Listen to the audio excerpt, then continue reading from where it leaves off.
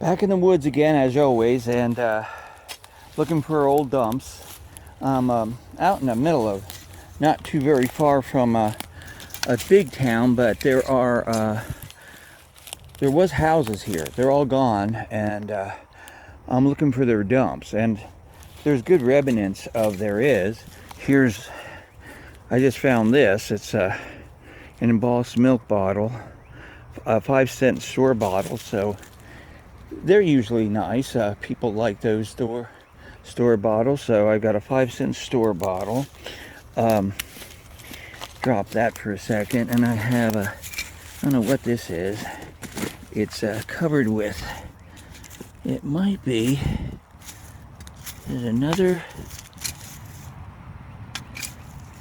it's broken, so I don't know what that was, but there's trash in here, and I'm going to try to dig some of it out, and I'll get back to you when I find something cool. So there we are. Well, like I said, I was looking for a dump, and I found one. Here's a 1950s relics, which is a good bottle. It's embossed, and it has a little bit of pyro left to it. A lot of mason jars here, tons of them. Some blue bottles, which are par for the course in this time period. This here, again, is well, that's just a juice bottle. But it's all mixed up. There's old stuff in here. I just gotta find exactly where the source of it is. It's spread all over the place, and it's mixed up with new stuff. I mean, there's a 50s Clorox, and then there's a bunch of plastic. So your guess is as good as mine. Is when this dump was put here, I'd say in the mid-50s, and it's been added onto for quite a bit. So at any rate, it's all up through here, and so what I'm going to do is pick out what I think is worthwhile to even look at, and then to see all this. Oh, look at that. There's a champagne glass. There's another one broken right there. Well, let us keep going. I'm going to pick up this relics over here, and then I'm going to search it all out. So talk to you later if I find something good. Well, I just have to film this. I'm in the middle of this little village that's pretty run down, and I found a graveyard. What kind of graveyard this is, I don't know. Here's a headstone that I think I can read. Always remember how much you love your family. You will live out hearts forever. Best, poor Boo.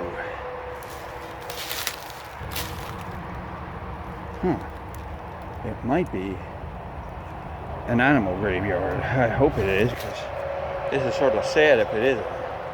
Well, let me get out of here, because this is a weird place. Bye.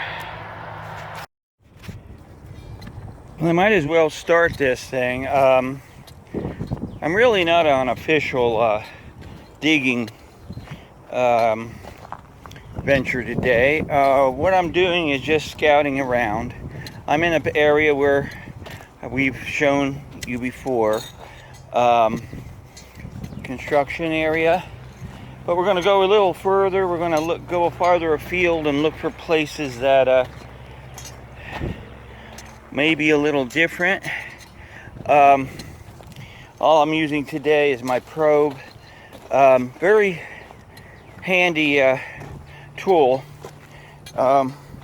This is a small hand probe. It's not one of those, privy hunting probes that are usually at least 6 feet. If you really want to get serious about them, they can get longer than that with extensions, but I haven't done the privy thing in so long, years as a matter of fact, that, well, I don't really miss it actually, because it's not a Clorox. As you can see, construction is the main game here, and I'm just picking up a Clorox cap. Why I need one, I don't know, but you can see that this area, somebody had come through it, looked like, and dug through it. They got the same idea I do, and are pretty more aggressive in some respects. Some of the people in the area are more, I can say, more bit with the bug than I am nowadays. You know, like I've said before, I've done this so long now, it's not like I'm desperate to find any of this stuff. It's fun to do it. It's fun to actually, the fun is in the search and not literally in the finding. Although, you know, when you find something cool, you're really happy about it. Well, let me shut me off here, and you can see somebody came through here, selected something random stuff, and we'll keep going. I'll go off to some area I've never been before. Okie doke. This video is going to look a little chopped up today, and that's because I'm going to put several excursions on this one blog. I'm just showing you in this very surreal urban environment, really, there's some pretty things that still can survive if people just let them. Big bull thistle right there. Look at that. That's a cool thing, isn't it? Here again is a little environmental profile of what happens when you throw a plastic bottle aimlessly on the gutter, on the street. This is what ends up happening. You clog a riverway. This is a place where animals live, and water is transferred from one part of the city to the other. If it clogs up, you get flooding. All this because somebody wanted a damn Snapple or Sprite or something like that. Now, I'm not disparaging these companies. That's not their fault that trash isn't disposed of properly. But think about it. Not hard to throw it in a recycling bin, and it gets reused. We're going to walk around one more little time around this area where I found some pretty good glass. So we'll just poke around. Found a little creamer. They're cool to have. Sign of the times, an old ashtray.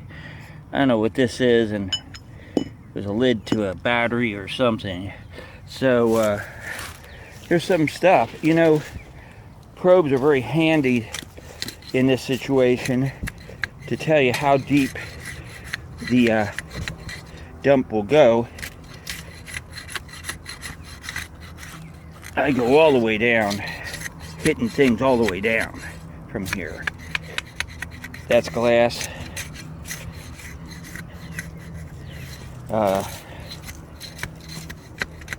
That could be glass. That could easily be. I'm hitting glass right there. Probably glass there. These bottles that you're seeing here, see, I'm hitting glass right there under these roots. But the roots are major impediment, or however you say it is.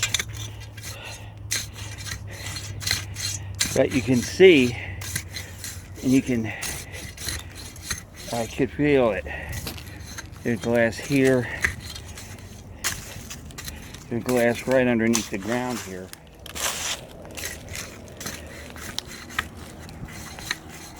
You hear it.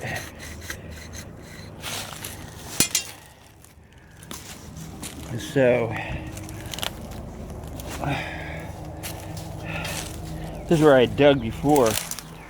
I didn't probe this area, but there we have it, glass a couple of inches down. If I dig them out, I'll show you.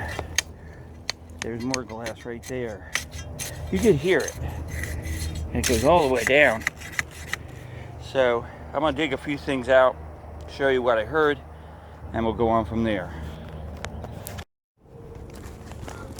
Well, I'm just on my way out, and I'm gonna dig this area where I found that other red bottle, and see if we can find any more. I think that's a Riamberto's oil.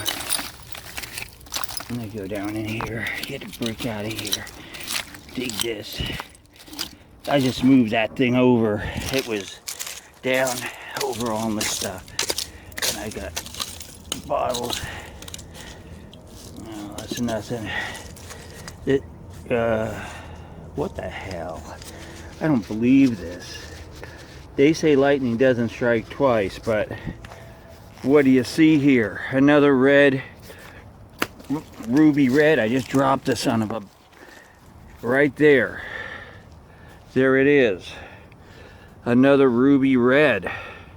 Right here in the same spot where I found the other one. So lightning does strike twice. You just have to stand in front of the lightning, that's all. There are bottles in here, and I got to dig them out because who knows what they could be. This is a flask. More of the same. It all came falling off of this tree root here. So there's bricks right there. They're the culprits of cave-ins. It's brick. They'll cave a place in. There's a flask. This all came down off that, and that ruby red was with them. So I'm hitting stuff over here.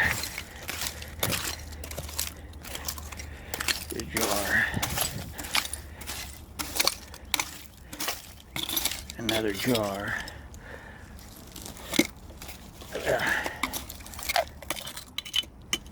That has some good, I don't know what that has on there. But we go back up in here. And we see what's still in these roots. Look at the size of this piece of glass right here. That was one hell of a job. But look, got a cave of stuff here.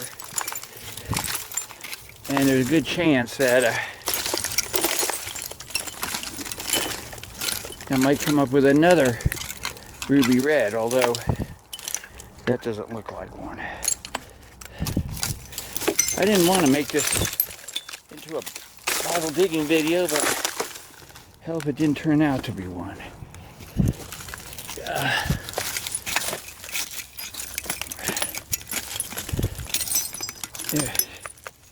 There's a blue. That's an odd one. Which one is this? That's an odd blue shape. I like it, so I want to keep that too. Red and blue. And what I need is a, and there's a little round cherry container. This here is absolutely nothing. There's a lot. These roots hold a lot. I mean, they go deep. You know, the bottles were thrown right on the surface here, and it's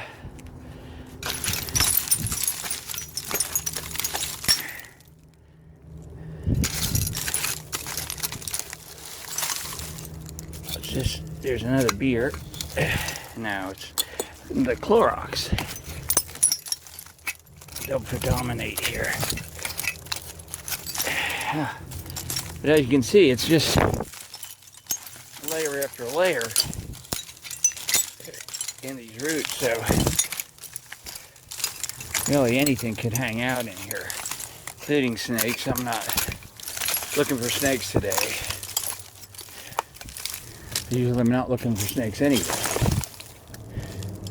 There's a little green bottle. But this is the layer that red bottle was in right here. So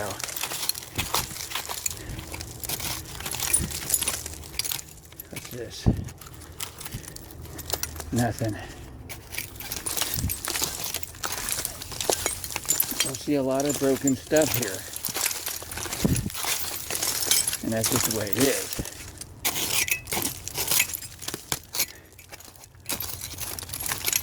Oh, I don't know what that is over there. Oh, I do. That is one of those famous, in the 50s, the corked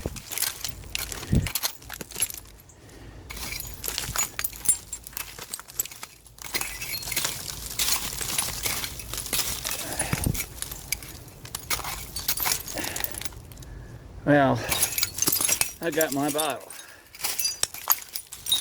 You know, I had a weird feeling that that was going to happen. You know, somebody's going to be saying, oh, well, you know, he has so many bottles, probably planted that one or whatever. Well, you can think what you want. No reason for me to want to do something that's that lame. I've got a lot of bottles, it's true. And I don't need to go around pretending I'm finding things I'm not. It just doesn't make any sense to me for somebody to even want to do that. I mean, it's not a game, really. You know, it's just not a game. It's my hobby. And so, and, you know, to discover new stuff is what the game is. See, what is this? Oh, it's broken. Oh well. But there you have it, folks. Persistence pays off when it comes to looking for bottles. I'm on my way out. Gotta go. Too hot today. I might go out on Friday or Saturday. I think the weather's supposed to be a little better. So, in the meantime, signing off in the dumps. Okay, I thought this morning I would recap the last couple of outings I've had looking for other places to dig and just hoping to find something that would be reliable and go there a couple more times and then once. But I've not been really that successful, although the dump I do go to, the one I called a go-to place to find something interesting, is I think will still be around for a while. Now these are bottles from two different excursions, and I'll go to, you know, the first one first and work my way through. I went out to a little town way out in South Carolina, and at the time of its beginning, it goes back pretty far, back to an Indian war. There was a famous one by I forget the name of the Indians, but South Carolina had trouble with them for a long time. This little town was like the center of the first battle back in the 1790, something like that. But believe me, I didn't find anything that old there. As a matter of fact, it was this little rundown, spooky place, and I only was able to come up with a few things. First thing I'm going to start and show you here is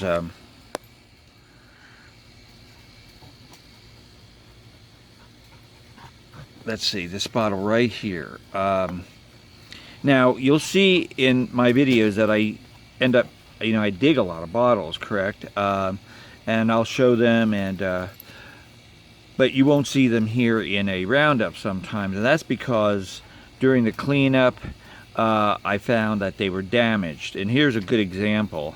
I found, this was the very first thing I found when I went out to that little town and or village, and it was laying on the ground. It was a surface find. So this little thing here, Jack's milk.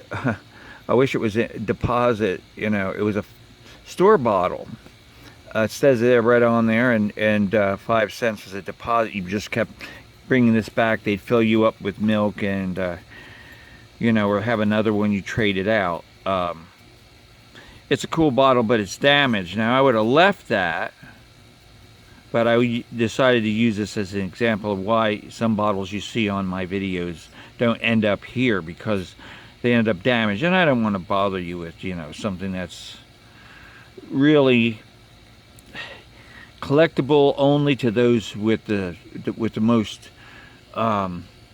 sincere intentions, because I myself have enough damaged bottles, knowing that they're, see, this one's so cracked up. That flash crack probably happened because of a temperature change, I think. And it was on the surface. It would have been a cool bottle though, and I'm using that as the example to start off with. But other than that, I was really pretty much skunked out. Everything was from the 60s primarily, and I couldn't even find an area where there would have been a 30s or a 40s, although some of those buildings that were on the main road that were still standing, or, you know, what remnants of them were in the forest, they go back quite a way, back to at least the 1910s. But I didn't find any evidence of 1910 inhabitant in the wood. No trash. People might have been so poor they couldn't afford to throw things away. The one thing I did find was this dairy bottle. I don't know if you can read it. I'm going to try to do my very best to show you. This is a Harms Dairy, a competitor with the other dairy we're going to talk about. These guys put out a lot of bottles. I have several of their large 1940s quart bottles with really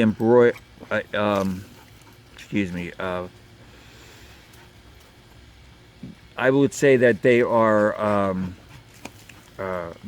very artistic, to say the least. There's a lot of stuff on them. This one, pretty basic, really. You can see that green lettering. The green pyro on these dairies particularly are the best. They have orange, they also have a blue, and none of those bottles that I have discovered with those color pyros survived. So green is their strongest, and although this is faint, you can still see that it's a Harmon dairy, and it has all its information on there, a telephone number and everything. So this is a Duraglass, so when we see Duraglass, you know right away. If we look down to the right, to the lower right, you're going to see the date, and the date, of course, is 48. So 1948 is as far back as I think I went over there. This Byerly's is the 1950s, definitely 1951, 52, and early 50. But we're past the prime of embossed bottles by the 1950s. Coke and Pepsi, I think, and Dr. Pepper were the only big ones that were putting out the money to emboss bottles. A few smaller companies came and went. Byerly's was a big one, though. They started in the 30s, 37, somewhere, as a juice drink in Hollywood, California, and they expanded in the 50s pretty well, especially down here in the South. I don't believe I've ever found a Byerly's in the North. There were other bigger competitors up there, but this is a pretty cool bottle considering, and it's really reminiscent of its time period. I like the font and everything like that. Unfortunately, I can't read the date. I don't know what company even made this. I'm not familiar with any of those. If that's an L, that's can't tell if that's an L or not. Lauren Glassworks, I don't know. It's possible it's being found in South Carolina. Um, and that was pretty much it for that. I didn't find it. I found this glass. I mean, you know, what else can I say? It's a nice glass. You could start a petunia in it or something. Then I went to my go-to the other day, just recently, like yesterday, just to round off this video. I had these things sitting here, and I wanted to talk about the experience. So you look in that video, in the beginning, I come across some really weird places, and it just, I don't know, put a damper on my day. I just felt pretty spooked. So I left, you know, as quick as I could. There wasn't a lot of nature to see there, and the sound of the highway was a detriment also. So I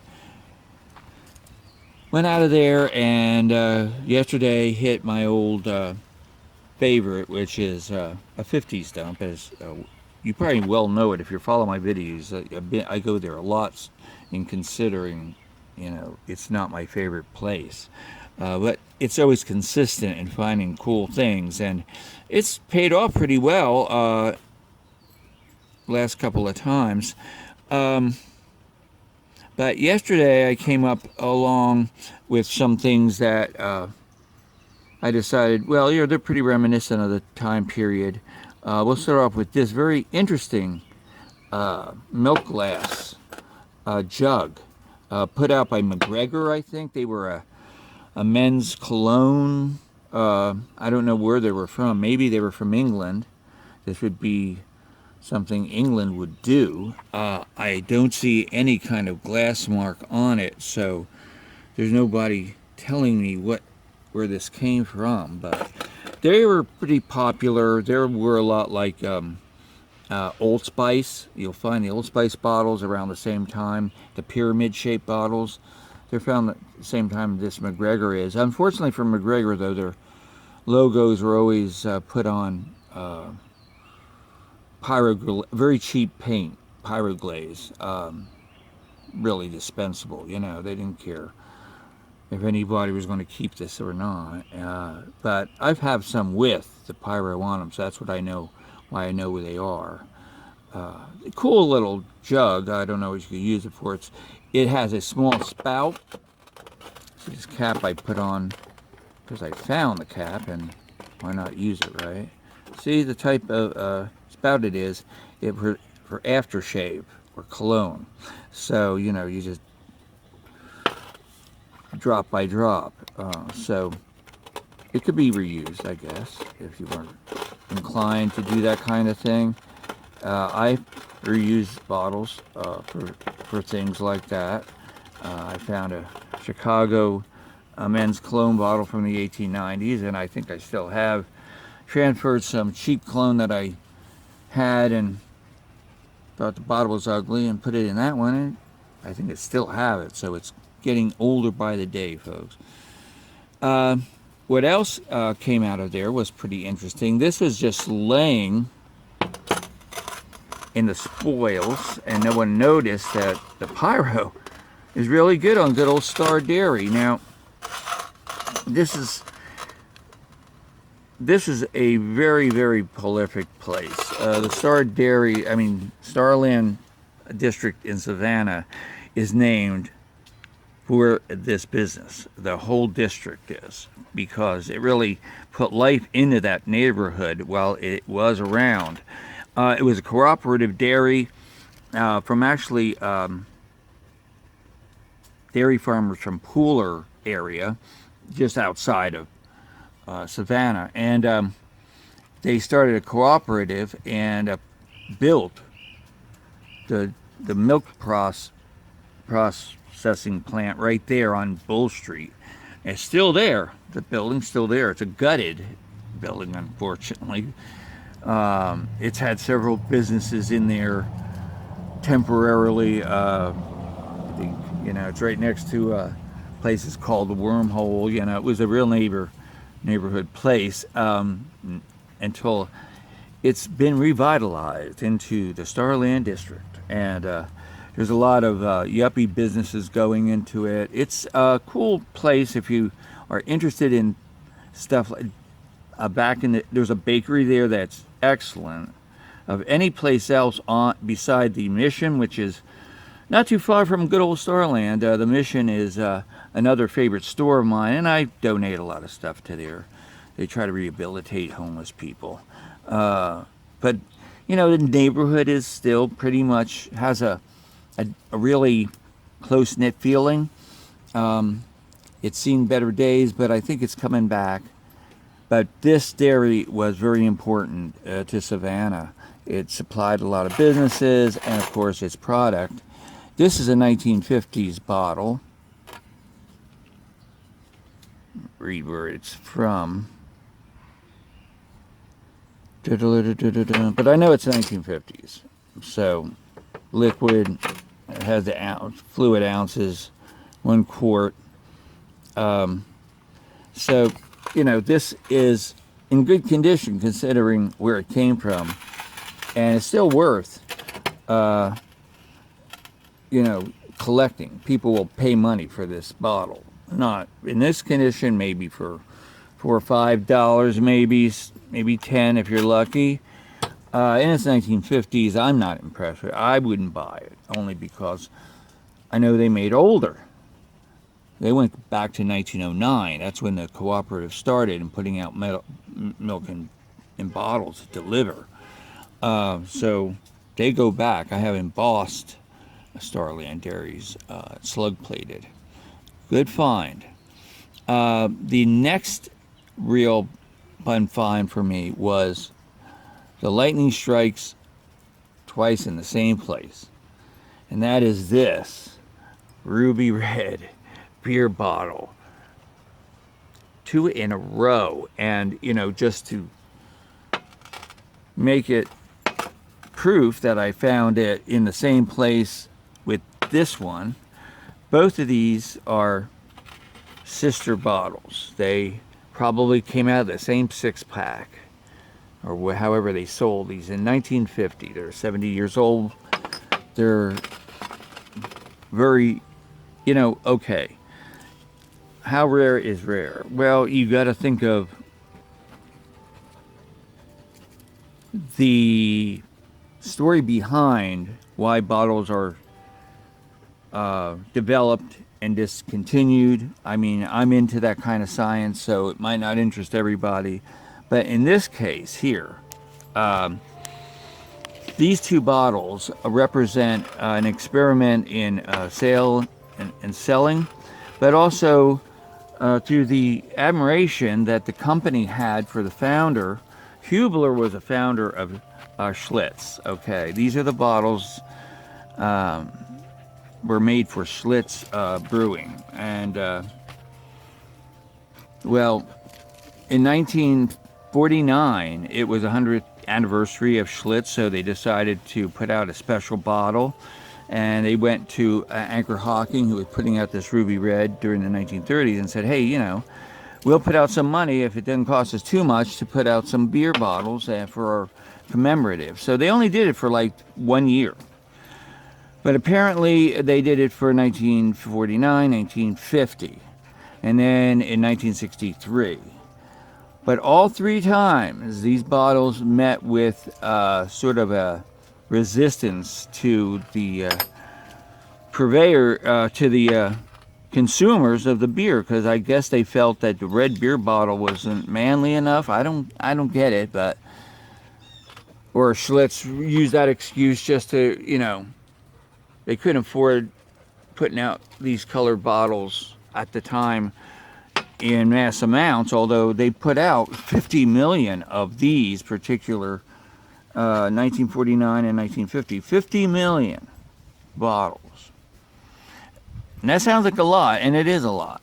But again, when you think about the population in America at that time was 149 million, dot zero, whatever it is. 149 million people are already living in America.